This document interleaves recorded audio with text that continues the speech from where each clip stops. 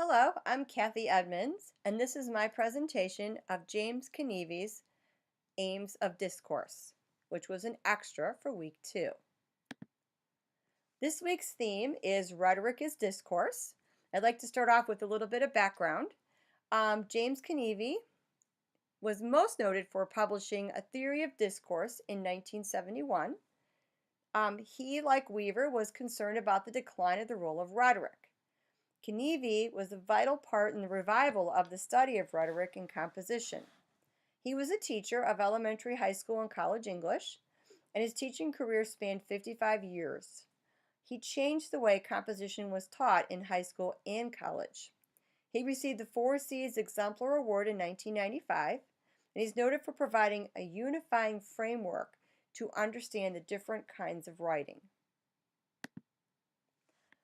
The video that we watched this week was an interview with James Kinneavy, and it was an excerpt from a 1980s freshman composition telecourse called The Right Course.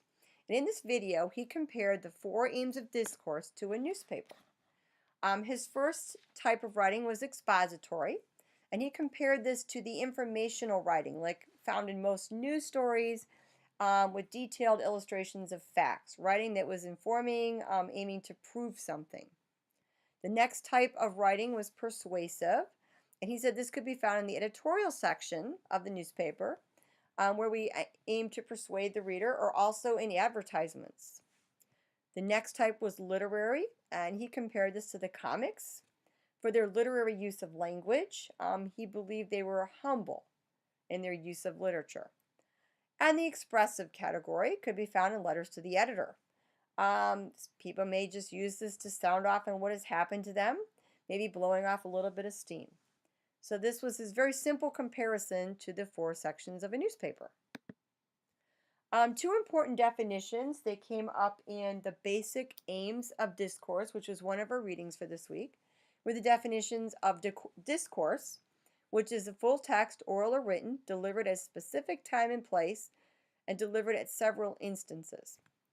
And the aim of discourse, which is the effect that the discourse is oriented to achieve in the average listener or reader for whom it is intended, or the intent of the work.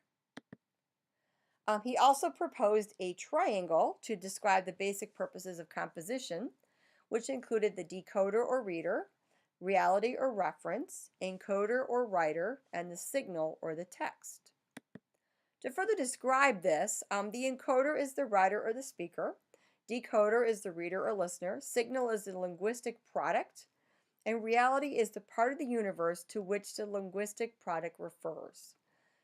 His main message was a focus on any one of these tends to produce a specific kind of discourse. So referential discourse, for example, is dominated by the subject matter. This would be your expository, informative writing, scientific types of writing. A focus on the persuasive or rhetoric contributes discourse to elicit a reaction from the decoder. Examples could be advertising, political speeches, editorials.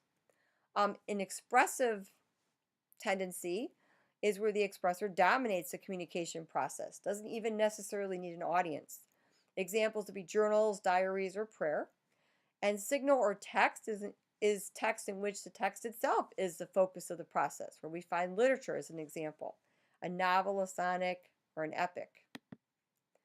Overall, he feels that language is like a window pane. We might use it to vent feelings or throw bricks. You might use part of it to chase away an intruder. It may be used to mirror or explore reality, or perhaps you may be admiring it as you would an object like stained glass. So windows like language can be used expressively, persuasively, referentially, or aesthetically. A little comparison here, Richard Weaver was concerned with the decline of rhetoric, as was James Kinneavy. Weaver believed that words were not neutral, that they had consequences. He had a commitment to teaching also. He was focused on freshman composition. And he believed that dialectic plus rhetoric and ethics are important to get at the truth. Kinneavy was concerned with the aims of discourse. This was his major focus. He taught for many years, and he changed the way we now teach composition. And he believed there were 4 aims of discourse: expository, persuasive, literary, and expressive. And in order to, organize your thoughts, you really need to know the purpose for your writing, and that was important to him.